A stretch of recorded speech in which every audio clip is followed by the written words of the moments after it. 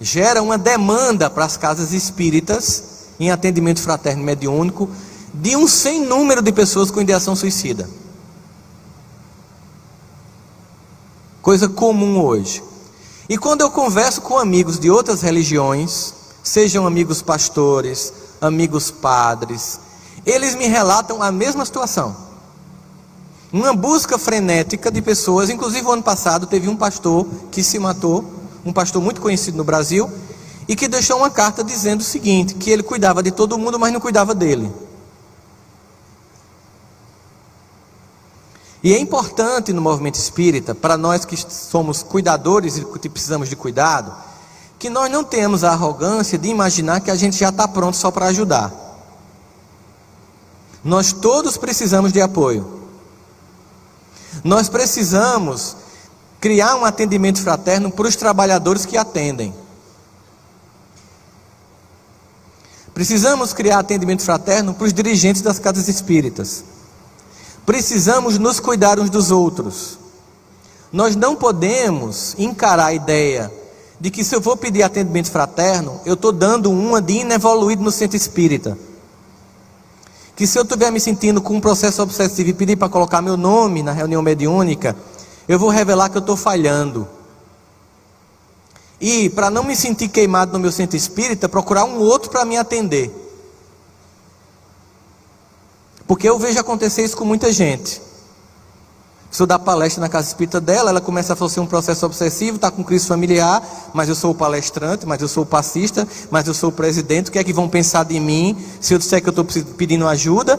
Aí o cara vai para uma outra cidade ou para uma outra casa espírita, coloca meu nome na mediúnica. Eu imagino que é como se o seu filho estivesse doente e fosse pedir ajuda na casa do vizinho. Porque acha que se for pedir ajudar o pai e a mãe, vão perguntar: oxê, como assim, doente? Como assim? Você não pode adoecer. E aí nós percebemos muitas pessoas que por não se cuidarem, não estão conseguindo cuidar. Eu já conheci algumas instituições espíritas, eu acho muito interessante dizer esse relato, que criaram uma reunião mediúnica para tratar o corpo da casa. Até para evitar essa exposição, existe no mês uma reunião cujo objetivo é tratar os trabalhadores da casa. Que é uma forma da gente entender que saúde mental é o maior tesouro que a gente tem hoje. Cuidar do nosso psiquismo, da nossa interioridade, cuidarmos um dos outros. Reconhecereis os espíritas por instruí-vos e amai-vos, reverberando Jesus, reconhecereis os meus filhos por muitos se amarem. A gente está ficando no instruí-vos e esquecendo do amai-vos. Lembrando que amai-vos e instruí-vos a ordem.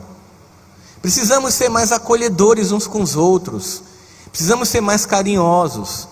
Precisamos de fato ouvir falar o que a pessoa está passando. Percebemos hoje em dia que os pais, eles não percebem o que os filhos passam e as angústias deles.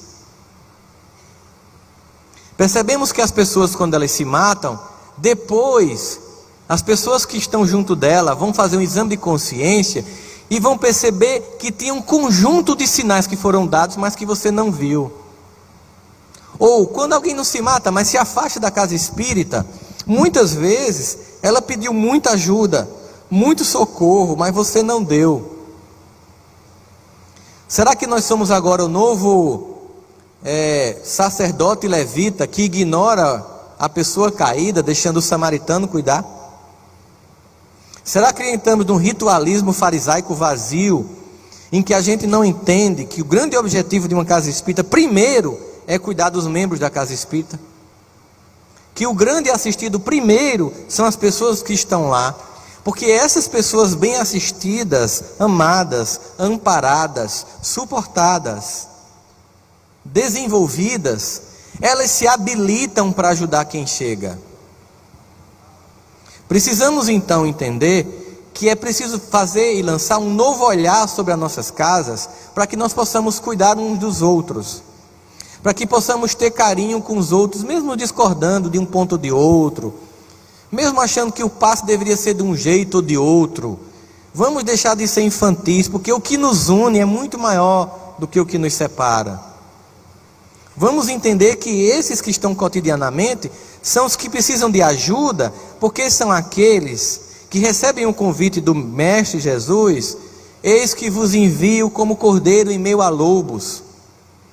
Não na fragilidade de um cordeiro para ser trucidado do lobo, não, mas na doçura e subserviência de um cordeiro para pegar o instintivo lobo desobediente e torná-lo um seguidor do Evangelho. Mas para isso eu preciso estar bem, eu preciso estar suportado, eu preciso estar ancorado. Para isso eu preciso fazer isso na minha casa. Eu preciso estar bem, eu preciso estar dando suporte e estar sendo suportado, ancorado. Eu não posso usar, por exemplo, o movimento espírita como subterfúgio de fuga para o descompromisso com a família. Eu não posso toda noite ir para a casa espírita abandonando aquelas pessoas que precisam de mim. Isso é patológico. A quem você está abandonando para toda noite estar em atividade? Ou você está fugindo de você mesmo? Ou esqueceu que o primeiro compromisso é com a família? E só depois que esse compromisso é bem urdido, bem construído, você pega seu tempo e você constrói o compromisso com a grande família universal. Não adianta nós diminuirmos a estatística de morte por violência causada por terceiros, melhorar a estrutura social, criar um conjunto de instituições mais vigilantes de uma sociedade e nos abandonarmos por dentro e como companheiros de jornada evolutiva. É preciso cuidarmos uns dos outros, porque o que é mais importante para evitar essa vulnerabilidade não é apenas, e é importante também, campanhas ou estruturas de acolhimento de quem está fragilizado, mas é acolhimento para que uns não se fragilizem, os que ainda não estão, já que é um momento histórico bem complicado, bem crítico, e aqueles que estão um pouco melhor têm uma estrutura para ajudar os mais frágeis, sem se envolver a ponto de cair junto com eles. Por isso, nesse momento, o que nós precisamos fazer enquanto movimento espírita é aproveitar e entender que a ajuda, ela é mútua, a crise também nos afeta.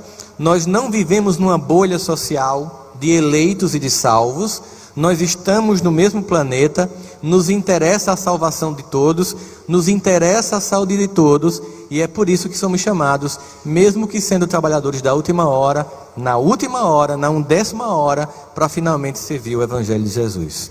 Muito obrigado pela atenção de todos vocês.